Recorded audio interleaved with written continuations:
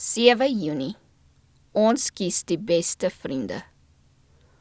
Ons kies as lewensmaat iemand wat God liefhet. Sal twee met mekaar wandel tensy hulle eers afgespreek het? Amos 3 vers 3. Die Here het nie verander nie. Hy is getrou, genadig, meegevoelig wanneer hy sy woord volbring om of beloftes of dreigemente na te kom. Een van die grootste gevare waaraan Gods volk deesdae blootgestel word, is omgang met goddelose mense. Dit geld veral vir huwelike met ongelowiges. Baie mense het meer liefde vir mense as vir God. Hulle eerste stap agteruit is om die duidelike bevel van die Here te verontagsaam. En algehele afvalligheid is al te dikwels die gevolg. Dit was nog altyd gevaarlik vir mense om in weerwil van die vereiste van God op hulle eie sin aan te dring.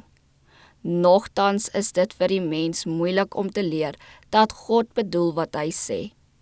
Hulle wat hulle vriende onder diegene soek wat Christus verwerp en Gods wet vertrap, gaan gewoonlik uiteindelik na dieselfde gesindheid en gees oor.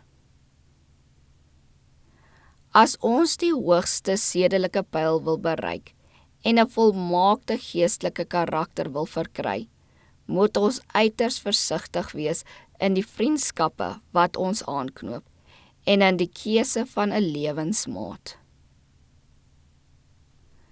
Talle mense wat in hulle beperkte sfeer met net so 'n belovende toekoms as Salomo in sy verhewe sfeer die lewe begin het, verloor deur een onherroepelike misstap, naamlik 'n verkeerde huwelik, hulle siele. En hulle sleep ander saam met hulle die verderf in. Ligsinnige maats wat geen beginselvasheid het nie, lok harte wat eers edel en opreg was, weg na ydelheid, verderwende plesier en volsla onsedelikheid.